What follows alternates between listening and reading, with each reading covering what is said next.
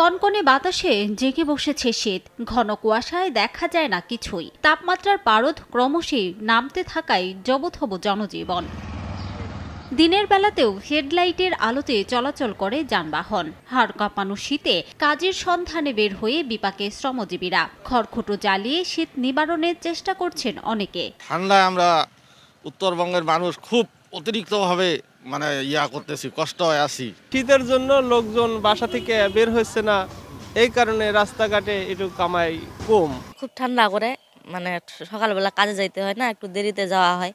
এদিকে প্রচণ্ড ঠান্ডায় বেড়েছে জ্বর, সর্দি, কাশি ও শ্বাসকষ্টজনিত নানা রোগ। প্রতিদিনই ঠান্ডাজনিত সমস্যা নিয়ে হাসপাতালে ভর্তি হচ্ছেন রোগীরা। আক্রান্তদের মধ্যে শিশু ও বয়স্কদের সংখ্যা বেশি। শয্যার তুলনায় রোগী বেশি থাকায় সেবা দিতে হিমশিম খাচ্ছেন নার্স ও চিকিৎসকরা। বাচ্চার সমস্যা, বমি করতেছে, পায়খানা করতেছে। ঠান্ডার সমস্যা, সারা রাত আমরা বসে কাটাইলাম শীতে।